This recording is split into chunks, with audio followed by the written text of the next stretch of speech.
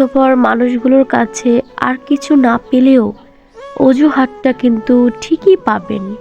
দুঃখ সহ্য করার মানুষগুলো একদিন সুখী হবে, কিন্তু যারা মানুষকে কষ্ট দেয় তারা কখনোই সুখী হবে না।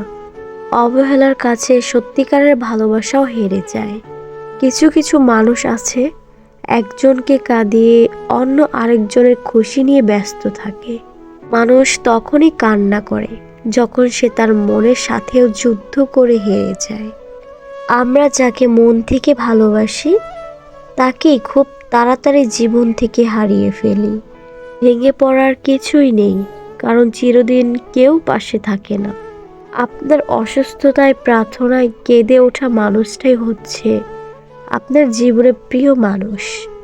কারো সৌন্দর্যের প্রেমে পড়লে হয়তো বেটার কাউকে পেলে তাকে ভুলে যাবে, কিন্তু কারোর মায়ায় পড়ে, কারো ব্যক্তিত্বের প্রেমে পড়ে দেখো, আজীবন তার কাছেই আটকে যাবে। হারানোর মানুষ ফিরে আসলেও ভালোবাসা আগের মতো থাকে না। প্রিয় মানুষের সাথে কথা না বলে থাকা সত্যি খুব কষ্টকর। ঘুমাতে ভালোবাসি, কেননা স্বপ্নেরাও বাস্তবের চেয়েও সুন্দর।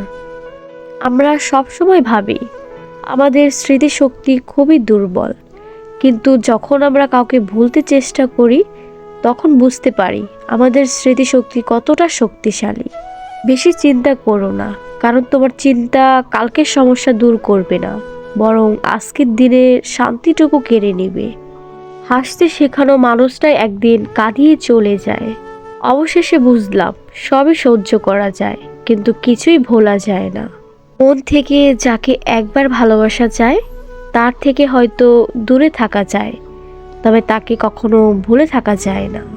কারো কাছে মন খারাপের কথা বলার চেয়ে হাসি মুখে আমি ভালো আছি বলাটাই অনেক ভালো। ওদেরকে তো সবাই বিশ্বাস করে যারা মিথ্যাটা বানিয়ে বলতে পারে।